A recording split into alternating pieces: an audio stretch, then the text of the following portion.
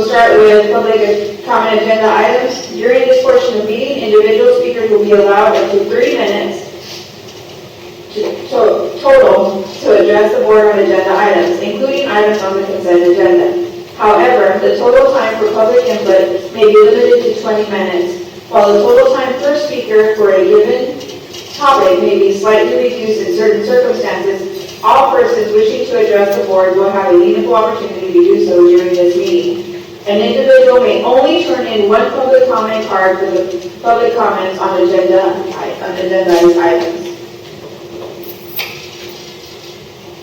At this point, we call for the vote for general consent agenda, please. Oh wait, sorry, public comment. I'm sorry. We have a total of 7. I'm going to call up 3 at a time. Madison Williams, Patty Kay, and Yannette Ramirez will be our first 3.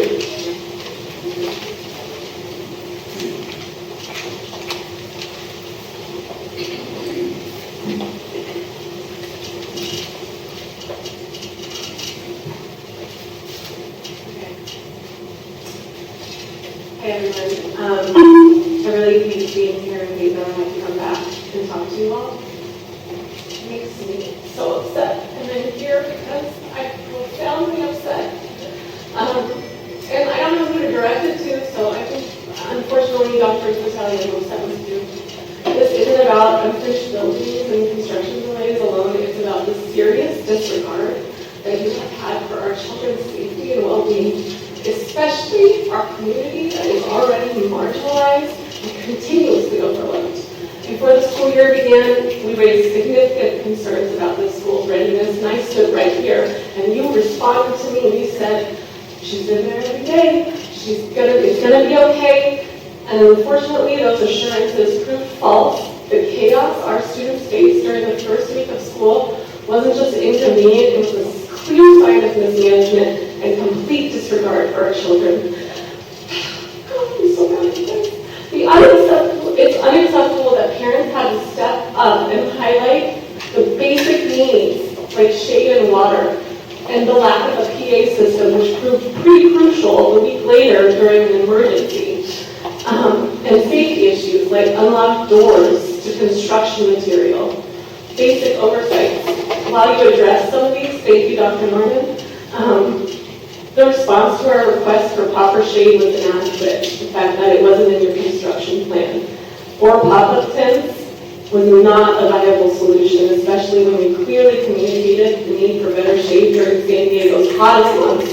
And this falls short and disrespects our community's efforts. The lack of adequate shade has forced our children indoors for recess, which is a right protected by California law now, and it could have been avoided by proper planning and execution. And I've spoken to many of you up here, and my main takeaway is that your responses are that children are resilient and our community deserves this school update, and I do agree with that. However, we must not lose sight of our present needs, our community now. Our students and staff deserve a functional environment that doesn't leave them dealing with constant construction issues. Our community now sees these other schools up on that video, and we have been faced with 5 years of shuffling because of school closures, remote learning, and now pouring into construction. Our school now can't have a garden or a festival or even a painted blacktop because we've been told repeatedly no with this construction constraint. And it highlights a management issue. And on that point of our community needing this, and I agree we do, it's crucial to question whether this construction will ultimately benefit the community it was intended for, or if gentrification will push those out that it was meant to help. So what community is this for? Focus on the community now. We need to know Dr. Vitale.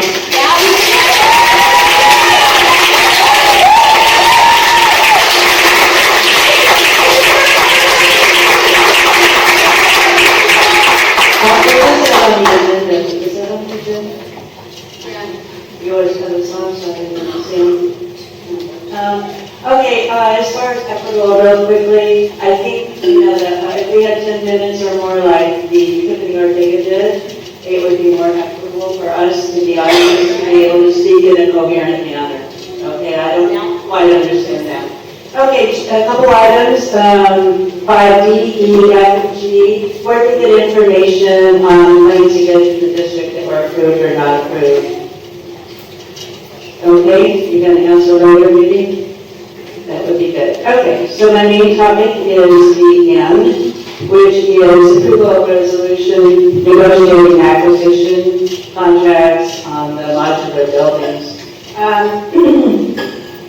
Okay, I don't quite understand, and it's not really explicit in the information given, if it was 9 more modular units like it was before, or whether it was a constructed building, because for the 9 units being replaced, it's over $1,310,807 each. Now, these classrooms are empty shells, and you put in the tables and chairs for the students. There is no running water, the ones that I have taught in, and there is electricity. So I'm questioning, I could build a nice home in this market price for $1,300,000 with kitchen, bathrooms, etc. And you're paying that much for a shell of a room. Where have you looked at that, or are you going to accept that they're just going to negotiate? I got 1,000 square feet at $200 for a modular unit. That's $200,000 per unit. Where does the remainder of the money go? 1,000,001.1. Those are questions I guess I'm in. What investment required Silver Creek, who are awarding the contract, which went bankrupt last year? I'm sure you're aware of that, right? So I'd like a little more information on that issue. If I were to, the building costs for a regular home can be $300 to $400 for a nice quality home, and that's nowhere in the ball range of this that you accepted as a bid. So the bids went out and they were due 1 month later. Is that normal, Andra? If you can give some answers to those questions, please.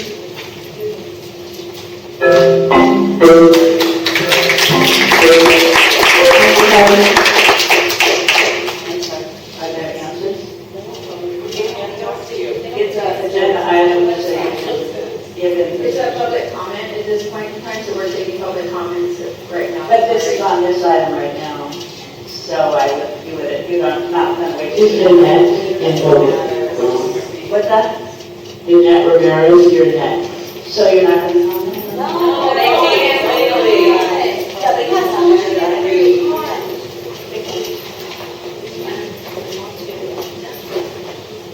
Hello, good evening, dear members of the board. I, Janet, come to you as a mother, but also as a graduated student of Oceanside School District. My elementary school is Living Tigers, and El Camino High School Wildcats. Ever since I can remember my school year's experience from elementary to high school, it has been pleasant and worry-free of any dangers. I can recall early memories of when our recess school bell rings, we would race freely to the blacktop to play tetherball, handball. We also had a grass field to enjoy our favorite activities. Unfortunately, I can't say the same for my 3 children attending an elementary school at Pablo Park. From the first day of school, I cannot recognize an elementary school, but rather an active and ongoing construction job site. As I walk my children to school within the crowd, I see construction workers walking up and down, racing to finish this job. Everywhere. Hazards everywhere, unfinished rooms, and heavy equipment everywhere.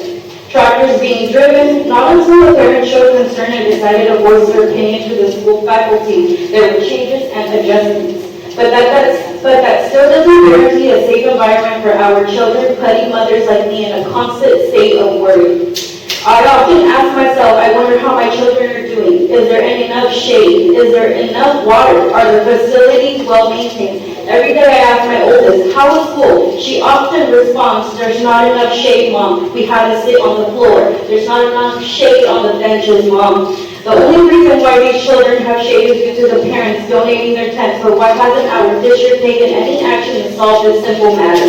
I don't understand why the district would be okay to send 300 plus students to an active job site rather than a school. We also, parents, understand that construction takes time, but what is prolonging this job? We are very grateful for the renovations for Pablo Todd, but why has this project taken so long? During summer 2024, we were very excited to see the progress of school, and would drive by only to come see the job site wasn't active and nothing was getting done. Why is it now that our kids are back in school, this construction project is being scrambled around? Why not take advantage of summer 2024? No kids, no parents picking up, no teachers, and no cars. My suggestion is not to shut down the construction, but something needs to get done for our kids, our safety. We know that a construction job site, there's lots of accidents. Let's not wait for an accident to happen for us to do something. The tractors ricochet rocks all the time. My husband works in a construction job site, and he says that every day there is accidents. Let's not wait for the kids to have an accident, please, Board.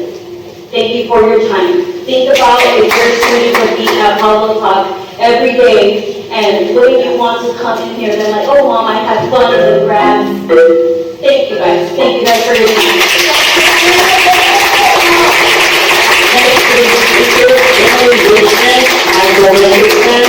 Rose Rivera, and the last speaker will be Maria Phillips.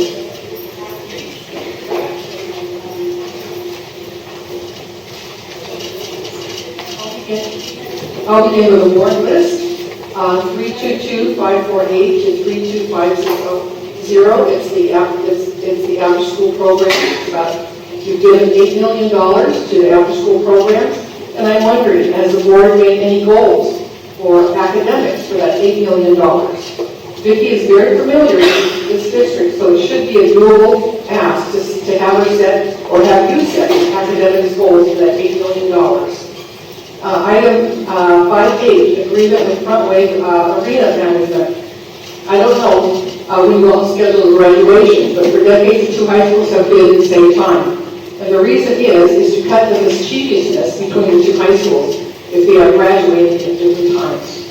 5U, Dr. Sparks will be in Chicago for a Systems Leadership for Equity Symposium and fulfill District Goal number 2 to support social, emotional, and physical well-being in order to create safe and positive learning environments. In other words, don't ever have students in a construction zone, don't have them in a construction zone. Instead, you can provide different sites and transportation until all the construction is done.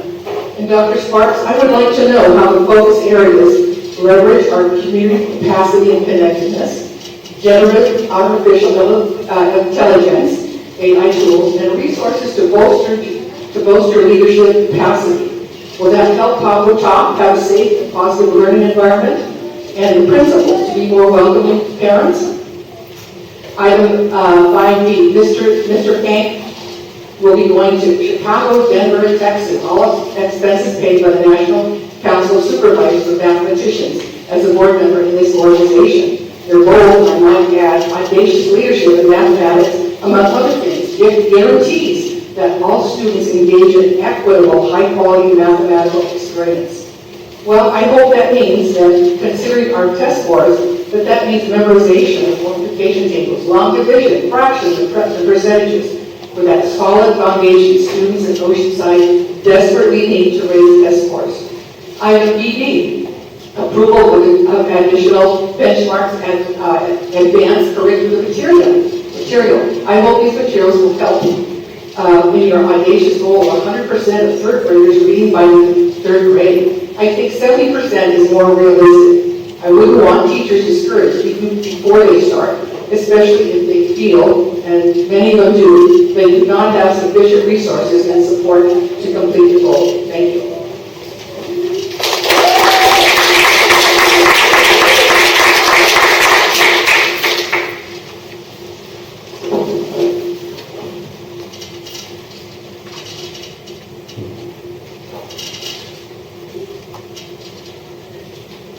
MIT, the University University of North Carolina system, public state universities in Alabama, the University of Texas system, the University of Utah, the University of Tennessee system, Georgia's public university system, the University of Missouri, University of Arkansas. Does this have anything to do with the consent agenda? It does. Thank you. What do all these groups have in common? They have all abandoned or disbanded their DEI departments or drastically reduced them. This is just the tip of the iceberg.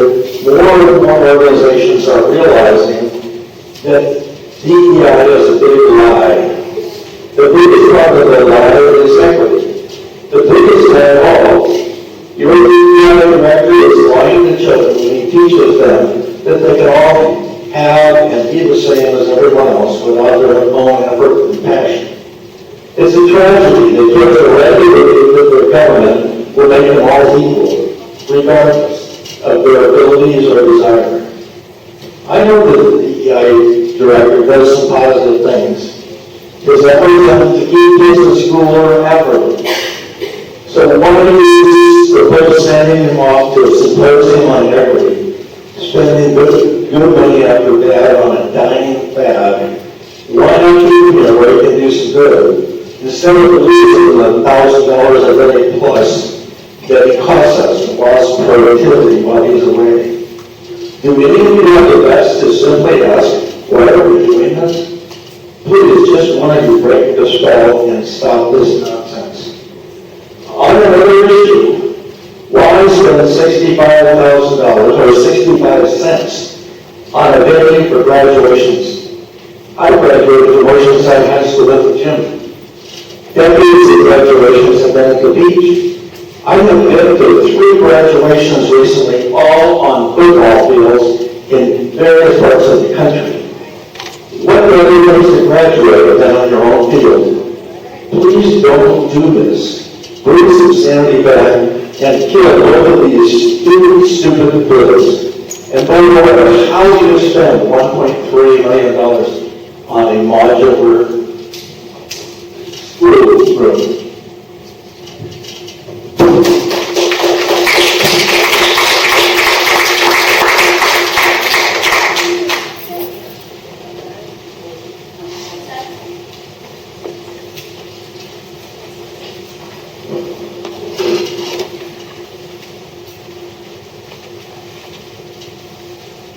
I'm Rosie Guerra, and I'm running for Oceanside School Board to replace Mike Blessing. Mike Blessing, your policies and procedures do not reflect the needs of our students. You signed the closing of Reynolds. Under your watch, there were 4 schools that were closed: Ocean Shores, Pacifica, Reynolds, and Garrison.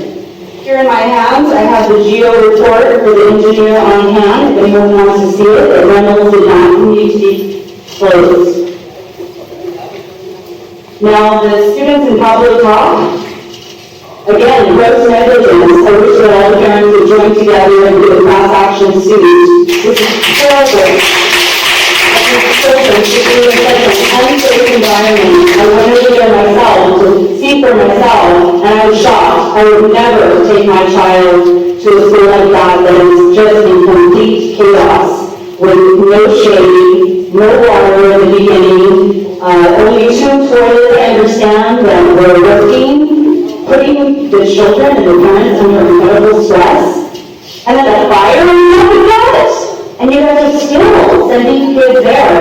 There is no accountability, no transparency, and the policies that you create are actually unsafe and unhealthy for our students. Our community and our kids deserve far better. This is really sad. It's not about money, it's about the kids' safety. How can they learn? If it's 135 degrees in the pavement, they don't even have shade, and there's all this noise going on, and heavy equipment and machinery, men coming and going. It's not safe. Would you guys send your students, your kids there? How are they supposed to learn under those conditions? That's ridiculous.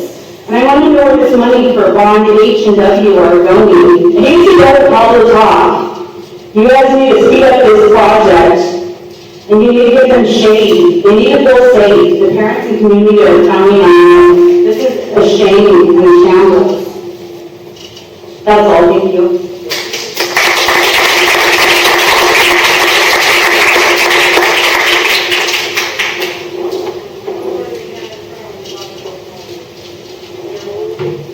Hello, Board. I wasn't exactly sure how to fill that thing out, but I checked, I think, Jay, am I correct?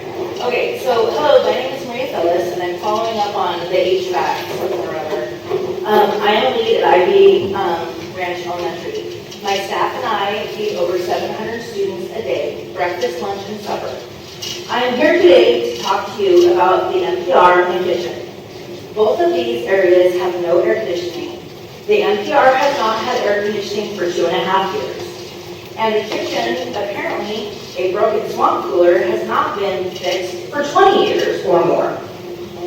I am sure this doesn't seem like a big deal to the upper management at Oceanside School District, because if it was an importance to them, my work order, that has been in since last October, would have been taken care of. We at Ivy Ranch, teachers, custodial, kitchen staff, we were told we were getting 22 new air conditioning units at the end of last year. But lo and behold, that was thrown on the back burner. Now, none of the units were replaced. Some of them have been fixed enough to limp them by to get us through this heat wave. As far as the NPR, we have no air, despite what upper management has been told and has now told us. I work there. I know there's no air. And just as an FYI, even if you get an NPR fixed, it doesn't help in cooling down the kitchen.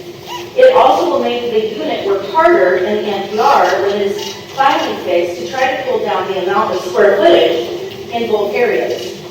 Ivy Ranch students come through our lines with sweat dripping down their faces. Their faces are absolutely tomato red and just famished from the heat. Our students should be able to walk into an NPR to cool down before they have to sit outside in the hot heat.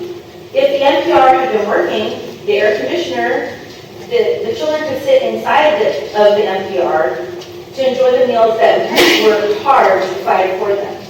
And on that note, we are over 100 degrees in the kitchen. I do believe that OSHA standards for California OSHA Title 8, Section 3396 is not supposed to be over 82 degrees in an area where you could have related illnesses. People can have seen, I know I've heard about it through the district, what's going on.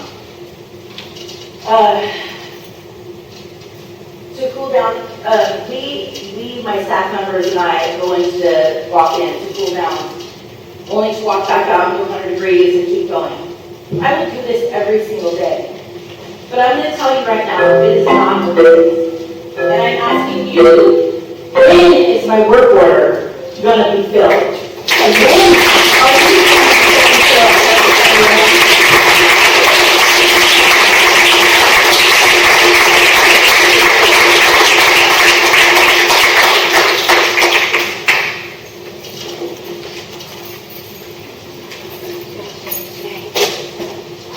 At this point, I'll move for a motion to consent, general consent.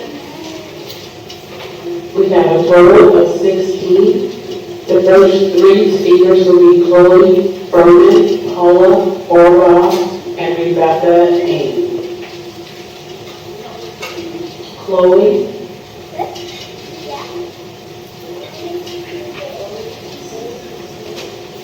Paula, Orla.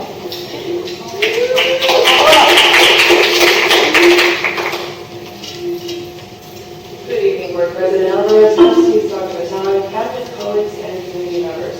I'm Paul Olabach. I currently teach fourth grade at College Elementary. I'm also the first vice president, and I'm here speaking as a state teacher.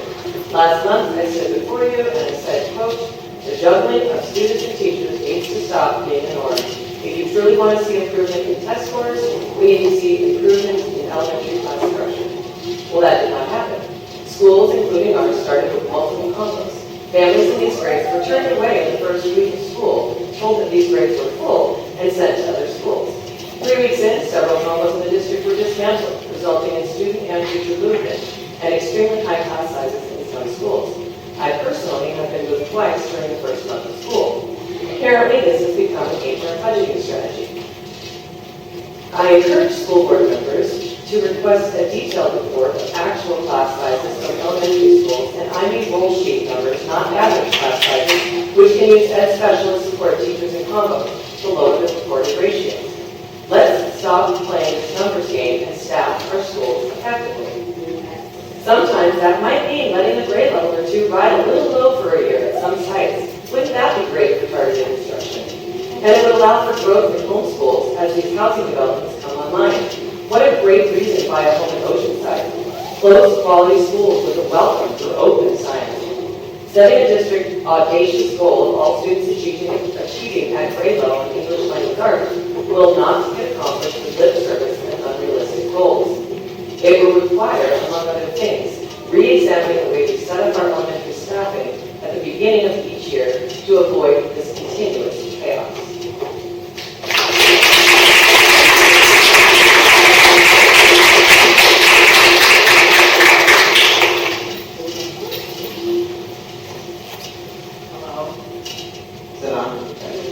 Hi, I'm Rebecca King. I talked to all the people here at the public talk and the condition it is. I wish this meeting were on their laptop. I wish you could sit there for 30 minutes with a 133-degree laptop and see how that feels. It's totally off right away. The condition was horrible. There's no even word for the conditions. The first day of school at Hufflepuff, and all of we need to be held accountable. The construction, not the workers, but the people that are in charge of making decisions. Who decided that that facility was in safe enough condition for children, parents, teachers, construction workers who hope they don't harm a child? They didn't go to work that day to run over a child. But somehow, between yourself and the construction, that was a possibility. You watched a child run in front of an earth mover at dismissal the first day. And if you wonder why some parents and grandparents feel the way they do, then you need to put yourself there. And I mean in the middle of the day for quite a while and try to think and wonder how you expect their grades, their tests to go up. You've made them feel like they don't matter, and they do matter. And you need to show them that and not with ice cream. Yes.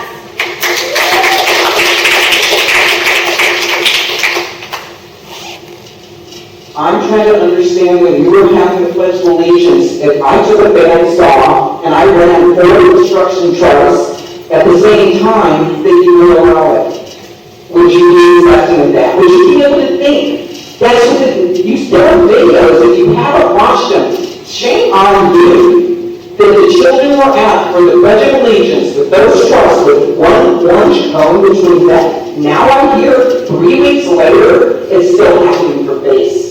You just dropped base off the planet. You're not even concerned about that. This whole situation is not just outrageous. There's got to be parts of it that absolutely do not fall. Law is not morality.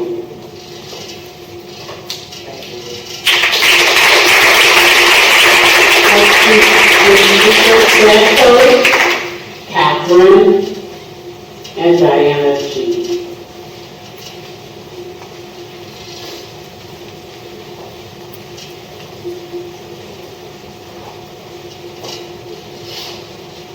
Board. Can you guys hear me okay? Good evening, everyone that's here to voice your concerns. Hello, Board. I'm Elizabeth. I'm a parent that is invested in the well-being of students at Santa Margarita Elementary School. Within the Oceanside School District, I believe that strong leadership is a cornerstone that propels teachers, staff, students, parents towards success. Regrettably, our school has a lack of presence of a transparent and honest leadership. Throughout the 2022 and 2024 school year, I have encountered numerous issues with my child that I attribute significantly to the challenges to shifting leadership within the principal and the vice principal. I have advocated to the principal for additional training for teachers to support students with IEPs, no combo classes, better communication from school administrators, as I believe that the Oceanside School District does not adequately support the military community.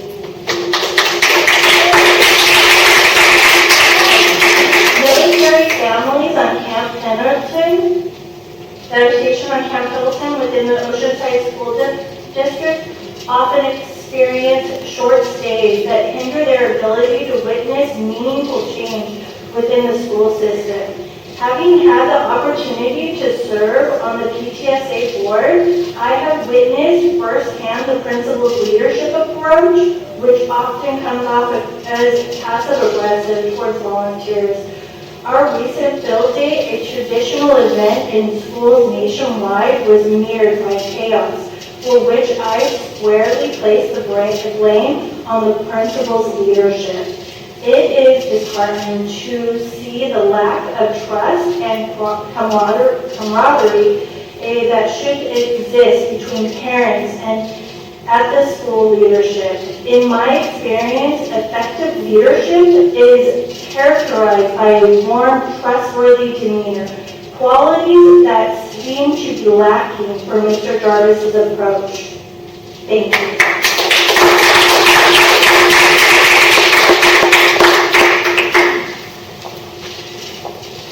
I'm Catherine, and I'm also a parent at San Margarita School. Diana did not have to leave early, so I'm going to be reading what she left behind. She says, I want to address the ongoing concerns regarding administration at Santa Margarita Elementary School at North Camp Pendleton. Us as parents, unfortunately, have reached a breaking point. As a school volunteer with PTSA, I have witnessed firsthand the lack of leadership, professionalism, and general care for the military school community. The discriminatory behavior, toxic environment, and lack of accountability within the school has made it clear that significant changes need to occur. This is not a personal grievance or agenda. It is about justice and safety for our students and our families. As PTSA volunteers, we work tirelessly to foster a sense of community and provide support for parents when the administration fails to set that up. We've organized events for students and families looking forward to offering fun parts of school life that have brought joy and connection. It is deeply disappointing that because of personal conflicts and unprofessionalism within the administration, these activities have been jeopardized. The fact that children are now missing out on meaningful experiences due to personal issues is unacceptable. Despite bringing these concerns to the attention multiple times to the principal as well as the vice principal, no action has been taken for the unprofessional and discriminatory and toxic behavior within the staff. These actions have not only been disrespectful but discriminatory, and they have faced no consequences for their conduct. The hostility has made us feel unsafe and unwelcome, and it drives parents away from the school to the point that her children were also, she pulled her children from the school because she feared retaliation from the staff against her students, or against her children. It is clear that leadership at Santa Margarita has failed to prioritize the well-being of students and families. The principal has shown a complete disregard for parent concerns and a lack of leadership qualities needed to create a welcoming environment. The front office and some of the staff have similarly demonstrated unprofessionalism and harmful behaviors that cannot be ignored any longer. For the sake of the school and its community, I am calling for a change, and we'd like to see a change in the principal, the vice principal for unprofessionalism, and the administrative secretary for discriminatory behavior and toxic environment. And there's also been toxic environment with the kindergarten teacher from Santa Margarita as well. There's also, I like to address my personal thing, is there's not enough time when the school actually starts to inform parents or inform teachers and to train staff on how to handle students with IEPs. The transition and the first we should not be sending our kids to have IEPs blind into the school to just figure it out. We need to have proper training beforehand in order for teachers to be prepared for those students. They face more difficult challenges and need extra support in their educational processes. whole point of the IEP. We're a military community, but we're also very proud, and we feel very neglected by the districts.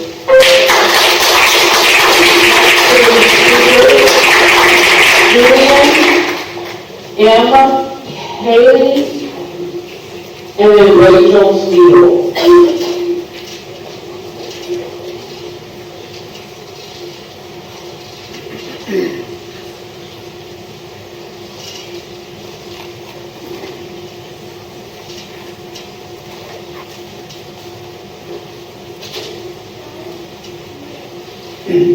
Good afternoon. I was here last month, Jeffrey was submitted to things I had issues, again, for Camp Pendleton School, just particularly to Santa Margarita Elementary School. This is concerning safety. Again, the bullying and harassment in Santa Margarita School, for Camp Pendleton is an ongoing issue. Parents have to take upon themselves to enroll their kids in karate, taekwondo, jiu-jitsu, and other self-defense training to protect themselves. Staff are not trained to deal with bullying or report it to the administration. And even if they report it to the administration, the administration principal, Mr. Jarvis, and principal, Mr. Cross, administrative assistant secretary, Laura Weintraub, are not addressing or stopping bullying and harassment and discriminating on campus. Parents have raised awareness and have not been remedy just parents' right to that staff have been trained. Even having unattended students leave campus during school hours. We already had that happen this year already. Last year we had 6 events. The kids left unattended, and then we're like the parents that they just left the office area and went when they actually went down to this Main Street. These issues have been brought up to principal with no comprehensive solution. On top of that, for at least a year, there has been a kindergarten teacher, Ms. Rollins, that has been allowed by Mr. Jarvis, Dr. Smith, and Dr. Sparks to bully, harass, and slander parents without properly addressing teacher professionalism and bad attitude for parents. Instead of in a meeting a year ago, I was labeled as confrontational for bringing up these issues. Dr. Smith's words was, there will be a few bad apples in the bunch, just ignore her and keep doing good things for the children as we get safe parent volunteers. This matter was not addressed with Ms. Rollins and led to retaliatory behavior with false allegations, revoking my volunteer privileges the last day of school. Tell me that is not targeted retaliatory behavior toward me. Ms. Rollins' professionalism have led to a hostile school environment between parents, teachers, and parent volunteers. She has a history of she has a history of continuous discrimination, harassment, bullying towards teachers and parents. There have been several complaints put into the OUSD Teachers Union regarding professional behavior in the past 5 years. There's been several, so please look into that. Discrimination and unethical practices continue to keep going. This behavior after disrespecting the parents and teachers, this behavior after parents have informed, this behavior goes towards parents that have informed principal of recurrent issues and have failed to address them appropriately. Instead of engaging in targeted enforcement for parents speaking up for students, parents, and teachers, I have been involved in the interpretation of the volunteer privileges. I've already billed it to Saul Watson, the security manager, with no resolution. We just uncovered that Mr. Jarvis is not doing a proper thorough investigation. I brought it up to Dr. Sparks and actually Dr. Smith. There's no avail. And then I brought it up to his board of trustees with for board policy, board policy 515.2, I appealed it, and I have heard nothing from or 6 days.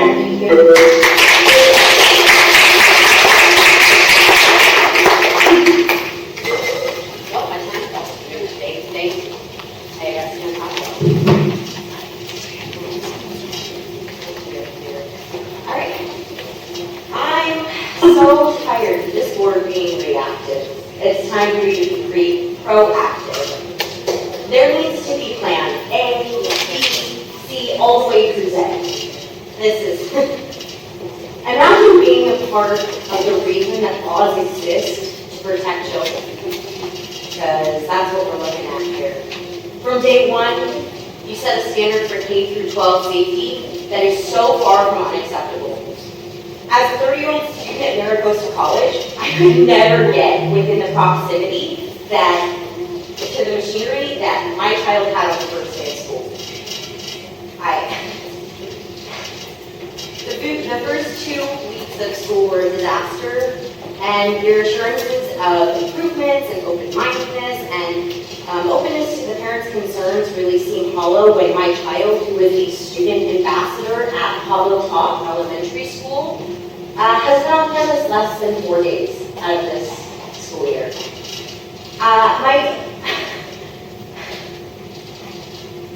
My child is not going to be on a campus where there is active access to open and active instruction, which continues to remain the status at Pablo Top. You were all there the first day of school. You all saw it. There's no, did you see the video? You saw it. You were there. You lived it. Parents like myself, we're left to deal with this situation where we talk to each other and we're like, wow, well, at least it's my fifth grader. At least it's not the K through, third graders that are dealing with what my kid's dealing with. I'm thankful that my child is in a bad situation on another child, and that's not acceptable. It's not a lifeboat. This is not a lifeboat situation. All of the children deserve the same safety and reassurances as well as our families do. Dr. Norman, our meeting tomorrow is 4 weeks overdue. We need to know who is accountable for the emotional distress that we have endured for the past month. We were here a month ago before you, and my heart has not stopped pounding for the past month, along with other parents, because this is not a safe school for our children. It's not a safe school for adults. I commend you, though, because you have united the community in an unprecedented way.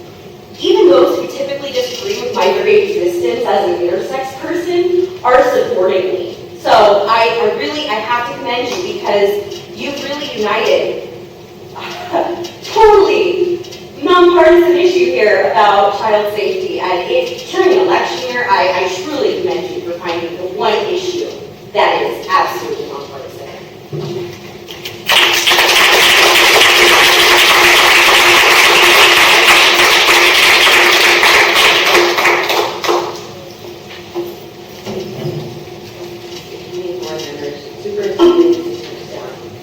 I'm not only a parent of a child at Pablo Top Elementary School, I'm also a special education teacher coach. Being a teacher is important that my child loves going to school in a safe and development and an appropriate environment. I chose to have my daughter stay at Pablo Top so she could be close to a neighborhood friends and a community she's surrounded in. Our two older boys attend school in Ocean Valley Beach. I know what makes a school, a family, the administration, the teachers, the support staff. What is happening at Pablo Top in fact, she began 2 years ago is unacceptable. In TK and kindergarten, she had no developmentally age-appropriate playground to play on when she was there. How does this make her social and emotional development? Yet alone, where needs to young children. Every teacher, administrator, and support staff deserves a stipend for having the teaching conditions that have been going on there. Yes, safety concerns are an issue, ongoing school construction, site issue, walking through the halls as a first grader with seeing these fences up around you, you feel like a hamster maze going through that you can't even see what's around you. My biggest concern right now isn't the safety of construction happening there, the lack of the shade, burning on hot days.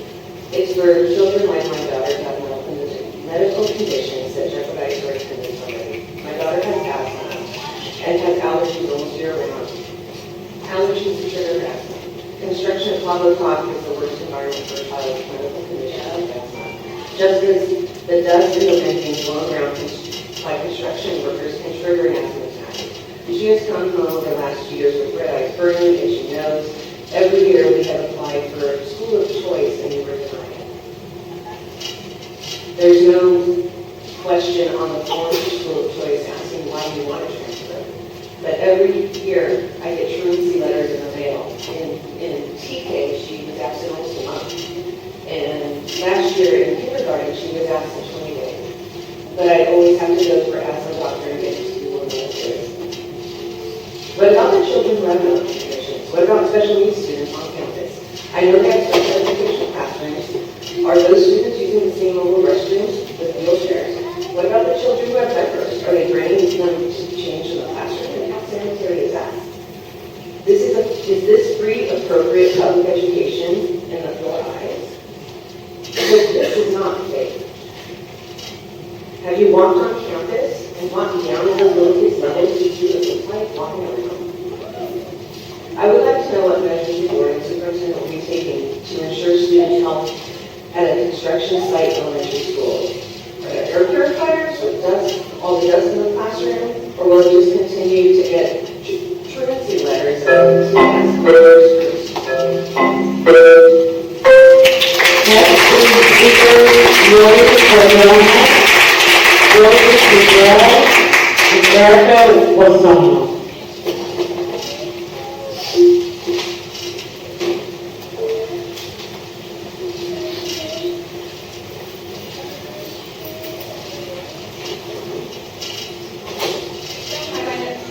Hi, my name is Yola Cardona.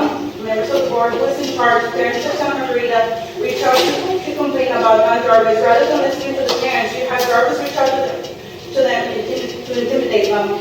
I took my daughter out of Santa Margarita after she was sexually harassed and threatened to be shot and killed, and Jarvis felt to call PMO. Jarvis, rather than helping my daughter, tried to revoke her inter-district transfer due to absences. Yeah, all her absences were 100% excused. By the end of the year, a boy who threatened to kill my daughter threatened my 2-year-old son. At that point, I decided the school was no longer safe, and I moved my kids to a different district. Jarvis has been retaliated with my family with the help of a teacher named Michelle Rollins. Michelle Rollins became angry at the PTA, which I'm part of, after we denied a medical chair. She started talking ill about my family, my child, to her colleagues and teachers and all parents. We have testimonies from them. She told teachers not to join PTSA when we had a membership drive in the school, speaking ill and saying, do not join the PTSA, they're horrible people. Later, she interrupted an association meeting demanding to pay membership. When we told her we didn't have receipts of the square machine and that we will arrange a drive, she didn't answer. Instead, what she did, some way, somehow, she was able to join our PTA through the internet with a website we were not using. We told her we were going to reimburse her money, and what she ended up doing, she went to the PTA 9 district and made herself the victim. And we told Jarvis police to make her stop, and he told us to write to you guys, the board. We did. After we did that, Jarvis contacted our 9 district and told them that we didn't want to work with him. You guys told us, you guys didn't investigate or did anything to help us. Jarvis then laughed at our face and told us that you guys had given him 100% authority to do whatever he wants at the school. After we knew there was it's not safe for any student at the school, he then ordered the 9th district to disband us after he realized that we haven't broken any by law. All because Michelle Rollins wants to be the teacher representative and we denied her the medical chair. Jarvis and Frost have now started calling parents commands to intimidate parents because parents are raising their voice at the school. Can you guys, if any other parent, can they call the school? Can you guys call the parents because they're being rude to you? No. Michelle has bullied all of us, including our previous teacher representative, Mrs. Shanta, and nothing has happened to her. Jarvis is not fit to be the principal, much less serve in an active duty community. I urge you to remove Mr. Jarvis, Dan Frost, and his undercover boss, Michelle Rollins, from the school. Thank you.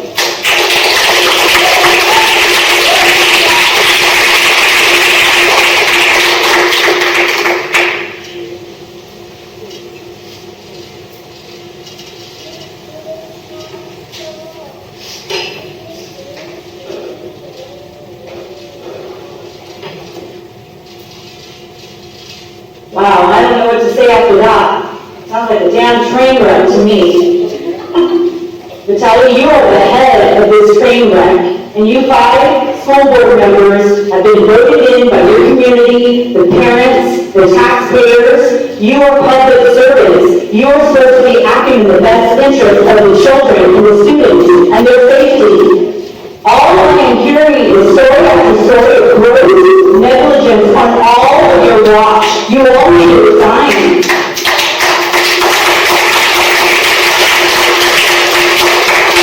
Honestly, this is a disgusting school board that is allowing sexual harassment to happen, bullying of parents, anybody that does not cave to your narrative. There is no freaking accountability with you guys. You should be disgusted and ashamed of yourselves. And I'm very proud of this parent that's doing a stay-at-home initiative. Demand change September 30th to October 1st. Keep your students home this week. That is actually the only thing that's going to work. Money.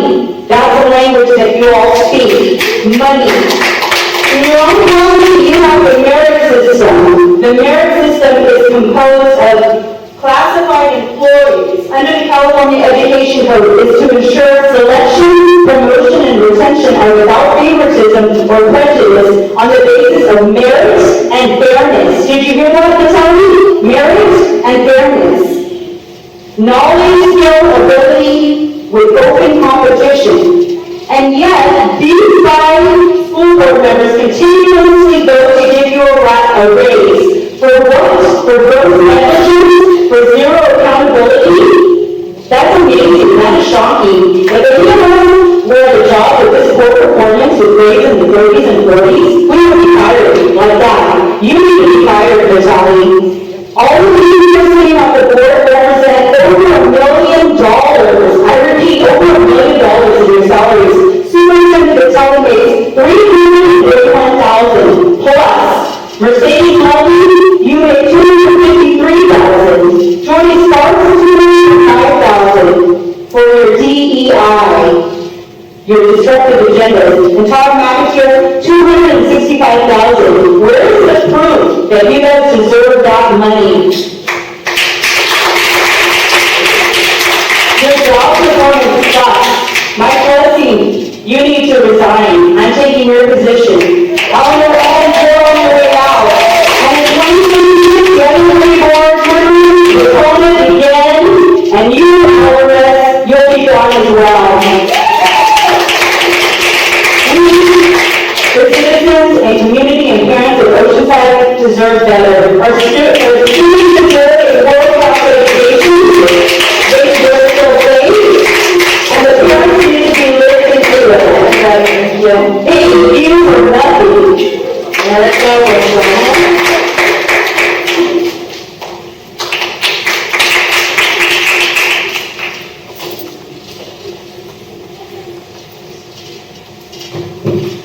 Good evening. I'm here speaking on behalf of myself, but also for a lot of parents that cannot attend, and we didn't want to crowd over with all of our children. So, your job has many roles and many moving parts at all times, and we all understand that. We are all juggling and balancing act. As parents, we have given the board freedom to make positive changes and growth for our students academically, emotionally, and socially. In the last 8 years since Dr. Vitale joined our district, I have seen a drastic decline in student academics, engagement, and support. We also see the lack of staff and administration support to us parents. Our kids are the ones who end up feeling the effects of your lack of support. This board to stop listening to the kids, and the kids are what matters. The parents and the teachers who give their hearts to these kids each and every day and show up every day, even in the worst and at times unsafe conditions. I stand in front of you all representing 100 more parents from the high schools, the middle schools, and each and every elementary school. We ask you to step up and do better, just as we ask our kids to achieve for higher goals each and every day in our school system. I know you may not fully understand why us parents keep showing up and keep seeming so frustrated, but it's because you all are not listening. Who's first, and they should always be our first and foremost concern. We want change, and the only way is parents can be the voice for their kids. We are here to be the voice, and we will not back down.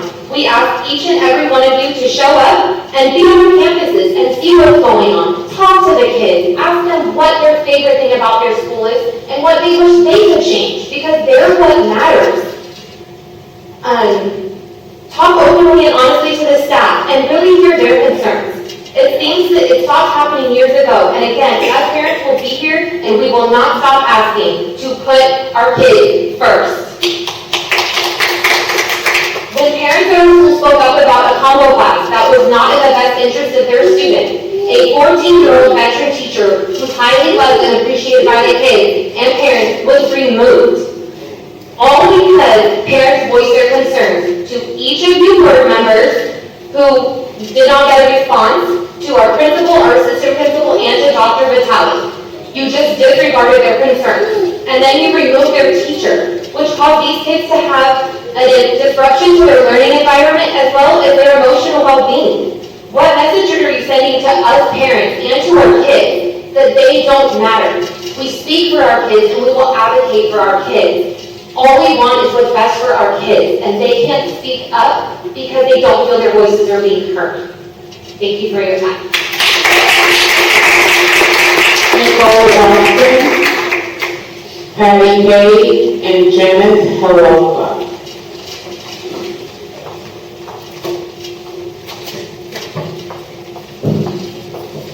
Good evening. There are many sex holidays being celebrated across America. And I know that they are being celebrated in Oceanside Unified School District because they were last year, and we just started a new school year right now. And it has come to my attention that many children will come to know far too soon. For a whole week in September, starting from the 16th all the way to the 23rd. Many children will be urged to celebrate bisexual awareness week, but it is one that we like to be attracted to both males and females. It is created and sponsored by GLAD, the Gay and the Lesbian Alliance Resource Center, in where they expand the scope of sexual attraction to include children. And after violating its banned week by the American Library Association, which operates in school libraries here in America and especially in California. They will celebrate books that have been and still are in our district and beyond, such as gender queer, always include this book is gay, labor, the blue eye, treat, and more. And not to mention all the homosexual, rape, and other formats of literature that are still in our schools, even in our elementary schools. It starts with symbols such as Julian is a mermaid, which I did first read today. It's still available in Libby Elementary, my previous elementary school. I would love to see a rush, though, on implementing Constitution Day on September 17th to educate our youth on how our country was founded, their God-given rights, and to educate them on life, liberty, and the pursuit of happiness. That all men are created equal, that they are endowed by their Creator, and that Creator is God. And then we don't know Michael Leslie and Eleanor Evans. I see that you received our questionnaire, and I have not received it back yet, but that is okay. I do have a physical copy here today. I can give you personally after this. And I would love to have your input on the available for every single citizen in Oceanside, just as your spread is on the Outsider magazine, sponsored by the Teachers Association, the Teachers Union. And it will also be available on a very, very well-known resource online to aid the community via a voter's guide for school board candidates. So we don't just check off a box or skip it completely, because it's important to vote for the right person. And in closing, I want to add, I still request input on AB 1955, the prohibiting of parental notifications policies. Now, remember, parents do not be notified of anything regarding your children, whether it's their pronoun changes as they begin to transition, or taking counseling, medication, vaccines on campus, sponsored by Planned Parenthood, or even if your child gets to go right at school, or maybe something happens between the child and the teacher. Okay? It's a teaching that is coming from the school board, teaching administration to lie to parents. Okay? And for those who don't agree, teachers and staff, they are at risk of lawsuit if they say anything to the parents. So many people don't know when the school board members. Will you implement these into your policy, or will you fight back, because the parents have the right to know everything about their children? I thank you for your time. May God's will be done in the name of Jesus.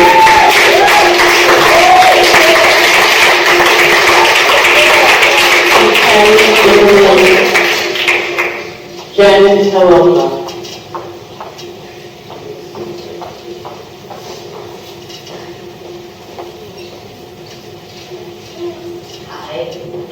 I'm totally shocked at the issues occurring at multiple Oceanside Unified School sites. So today I'm going to talk about the Pablo Top School of Arts. At the August 13th board meeting, Pablo Top parents expressed concerns about the construction taking place at the school, questioning whether it was ready for students to start.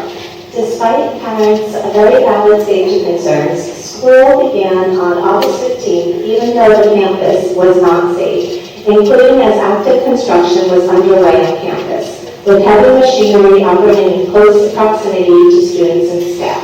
Additionally, there were several other safety issues, including students not having access to water throughout the day or shade on the playground, despite the extremely hot weather. As a result, on August 16th, I filed a Williams complaint on behalf of Pablo Top families in my capacity as an educational consultant. because the health and safety of the students needed urgent attention. I have yet to receive a proper response despite the approaching 30-day deadline. Plus, I repeatedly requested that Oceanside Unified holds a meeting with Palo Top parents to address their concerns. However, my requests were ignored, and no meeting was held. This was particularly upsetting as safety issues persisted, including a fire and power outage on August 20th, caused by a delivery truck hitting the power line, which further endangered students and staff. Despite the fact that the title page of the district school Safe School Action Plan states, all students and staff of public, primary, elementary, junior high, and senior high schools have the inalienable right to attend campuses that are safe, secure, and peaceful. California Constitution, Article 1, Section 28C, Oceanside Unified has failed to take meaningful action to uphold these promises. The district's most fundamental obligation is to protect the students entrusted to its care. Yet the situation at Palo Top demonstrates a lack of basic planning and foresight in providing a safe, secure, and peaceful learning environment. This failure is deeply troubling. I believe the district must apologize and acknowledge its mistakes in order to restore trust and confidence among the parents, students, and staff, showing that it truly prioritizes their safety and concerns. Thank you. I ask you to thank you and appreciate.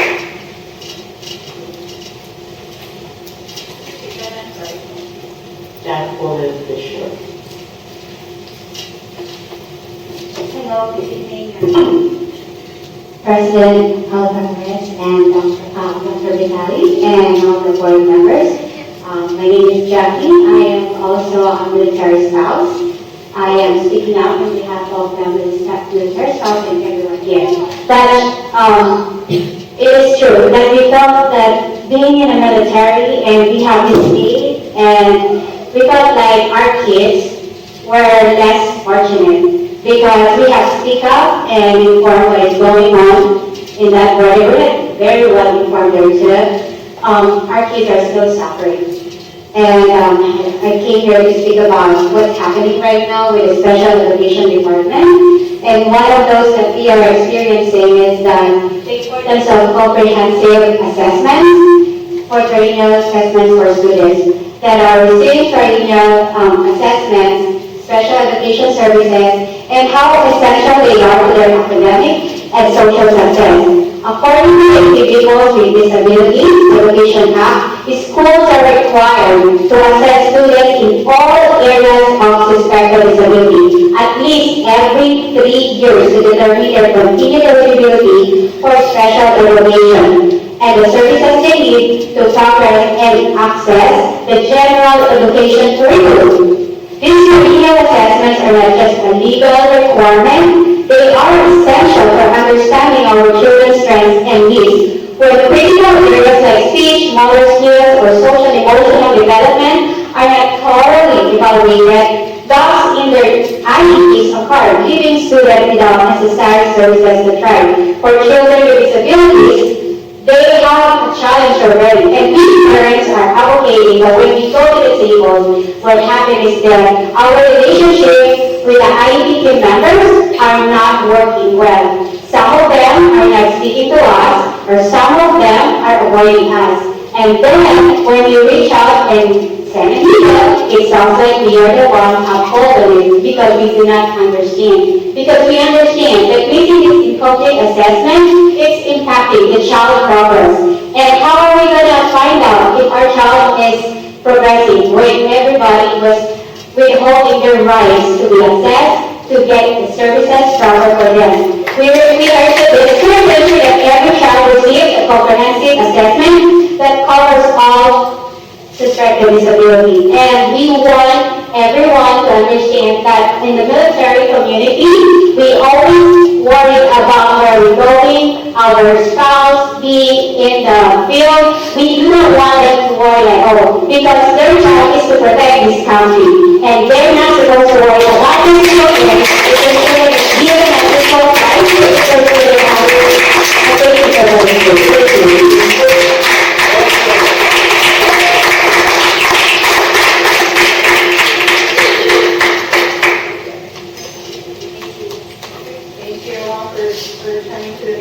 and we will adjourn at